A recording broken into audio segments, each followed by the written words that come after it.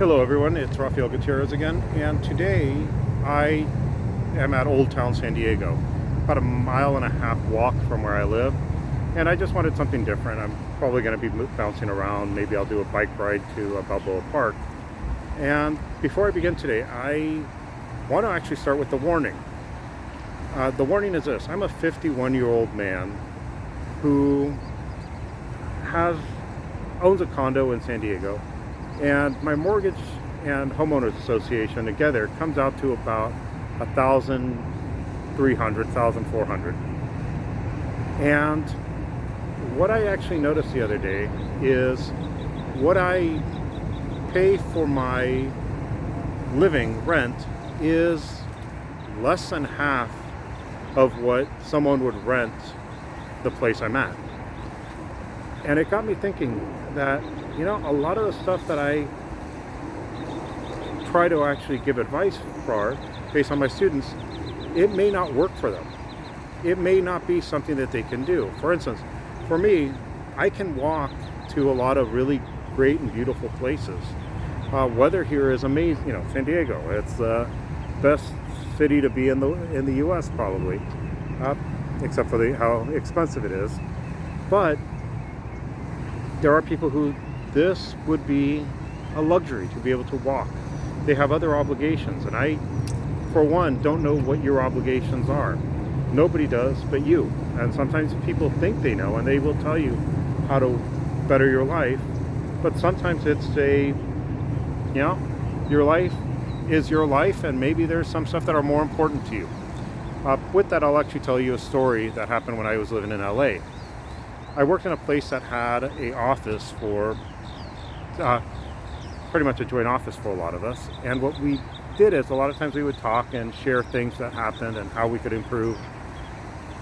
And one time I remember a colleague who, he actually taught business classes and was a financial advisor as his main job. And he was helping another colleague of ours because our colleague said he couldn't get ahead in life. And so the first thing he did is asked him for all his assets, his income, and his liabilities, and then how much he spent per month. Now, what he found is this gentleman's biggest liability were loans, but I think he was paying something like 10 or 15% on loans, and it was a really large amount. So what the business guy did is he ended up found out how much he spent on rent, made a budget for him. And he cut out all his entertainment, going out, non-essential type miscellaneous. To which the guy said, I can't do that. And one of the things he says is, yeah, it's actually pretty easy, and you need to pay off these loans and stop trying to put money in these penny stocks. For those of you who know, penny stocks are pretty much companies that are cheap to buy stocks in, and the idea is, as they are cheap, if they go up a lot. So if you put $1,000 in a $1 stock company and it goes up to $5, well, you can see how it works. But just like you can make money on these, a lot of times you can lose it. And this guy was losing money on that. And the gentleman, the business guy, told him, you got to stop doing that. You're paying 10, 15% on these loans, and you're not going to make 10% on the stock market on a typical year.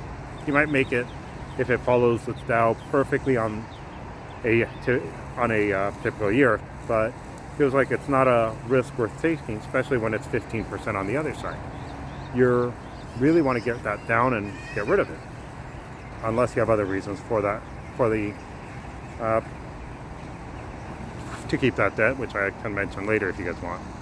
So anyways, he actually found that this gentleman spent about $3,000 a month on what we call entertainment, movies, books, hobbies. He had a thing with collectibles, and the guy left really upset, saying that, no, I just can't do that. All this stuff that you're telling me to cut helps me live. Now, I don't know everything about the man's life. It could be that, that was a hobby that he had for since he was 10 years old, and it connected him mentally to his father. I can't tell you that. I can't tell you. For me, I have done some cuts in my life at times because I'm an idiot. What I mean by that is this: I usually have a pretty decent salary based on what I do, but there are times that things go wrong and I end up pretty much just making my livable expenses. It's been a while now that I'm older. I'm usually more established, but when I was younger, it would happen.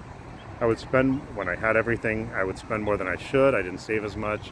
When budgets got cut and I was hurting, there was actually a point in my time where my breakfast and lunch was actually tortilla, a can of beans, and salsa for a little bit of flavor.